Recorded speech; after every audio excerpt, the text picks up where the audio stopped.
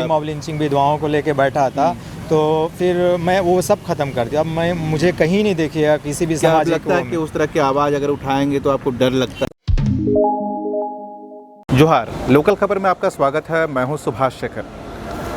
झारखंड की राजधानी में अपराधियों का मनोबल बढ़ चला है। अब यहां समाजसेवी भी सुरक्षित नहीं रहे, लगातार उनके साथ हमला होता रहा है। इसी तरह से हमला के शिकार हुए हैं इरफान खान जी, जो एक समाजसेवी भी हैं। इरफान जी से हम बात करेंगे और आपको उसके पहले दिखाना चाहेंगे कि जब इस कार से कल कहीं से आ रहे थे तो कांके रोड में इन पर हमला हुआ, सामने से हमला हुआ।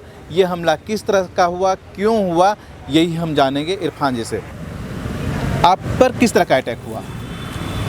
देखिए, मेरे ऊपर लगातार 2 साल से मैं परेशान हूँ। अटैक बढ़ते जा रहे हैं और शहर के एकदम कुख्यात जो जिनका रिकॉर्ड एकदम भयानक है, उन लोगों द्वारा मुझे लगातार कॉल करके हर बार ये होता है कि कोई 50 लाख मांगता है, कोई 5 लाख मांगता है कि रंगदारी देना है, अन्यथा हम गोली मार देंगे आपको।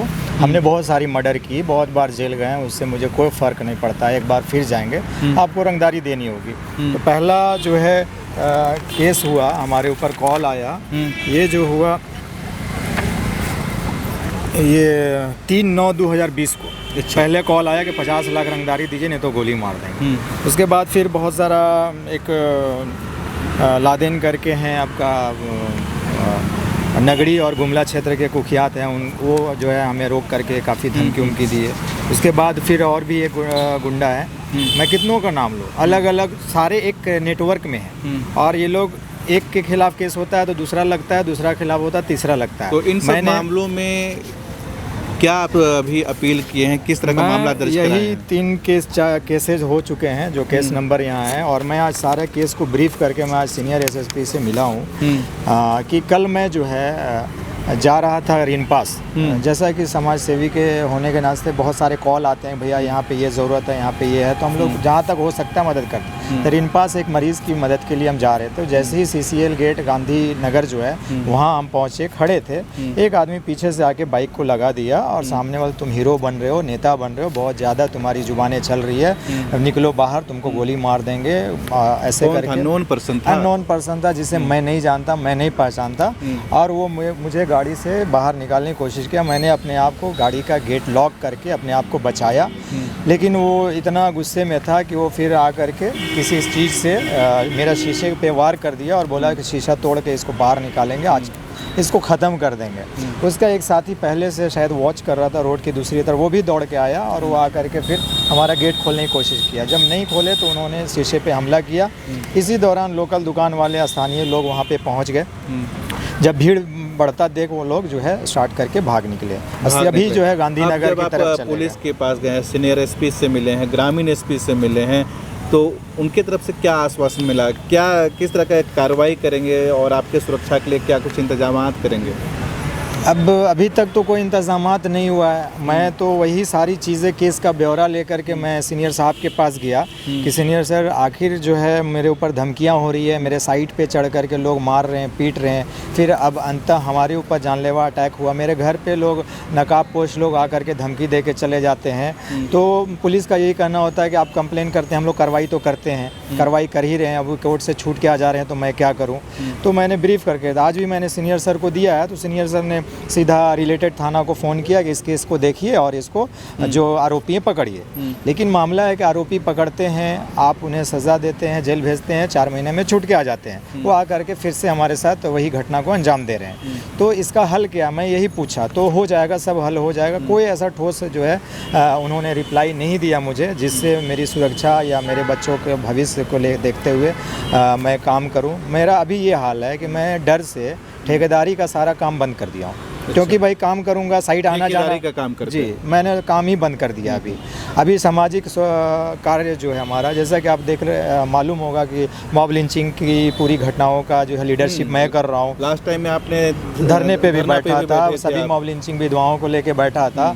तो फिर मैं वो सब ख़त्म कर दिया। अब मुझे कहीं नहीं देखिएगा किसी भी क्या सामाजिक लगता है कि उस तरह की आवाज़ अगर उठाएंगे तो आपको डर लगता है? बेसिक सी बात है कि जब से मैं इस तरह के सवालों को मैं उठा रहा हूँ, समाज में जो हाशिए पे छूट जा रहे हैं लोग, उनके लिए मैं लड़ रहा हूँ, जब से इस तरह की घटनाएं बढ़ गई है।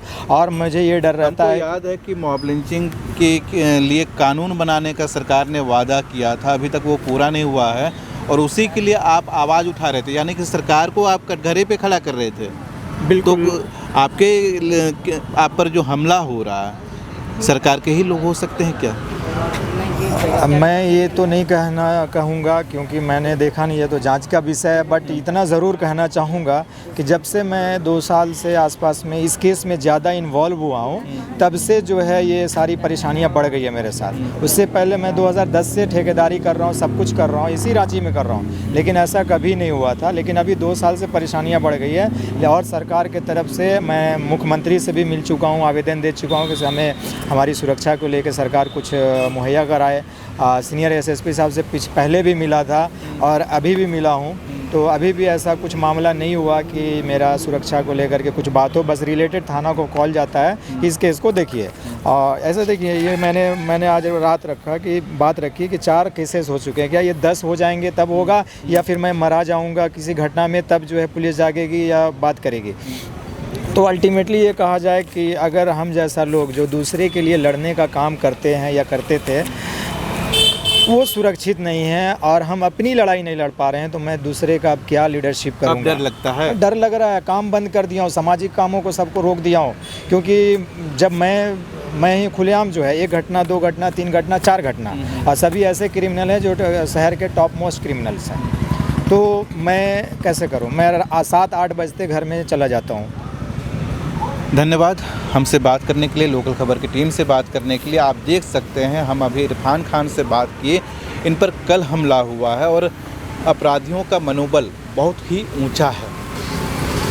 अब इन्हें डर लगता है। डर इसलिए लगता है कि दिन दहाड़े हमला हो जा रहा है। ये सामाजिक कार्य से जुड़े हुए हैं, कुछ बिजनेस का भी काम करते हैं, लेकिन खतरा किन से है ये जांच का विषय है। लेकिन इनका डर दूर कैसे हो, ये फिर से आम जन की आवाज़ कैसे उठाएं, मॉब लिंचिंग और मुस्लिम समुदाय से जुड़े मुद्दों को कैसे उठाएं, अब ये सोच रहे हैं। ऐसे में ज़रूरी है अपनी आवाज़ उठाने के लिए सरकार हर जन को सुरक्षा मुहैया कराए और अपराधियों को जेल के अंदर डाले। लोकल खबर से जुड़े रहिए और भी अपडेट्स के लिए देखते रहिए लोकल खबर।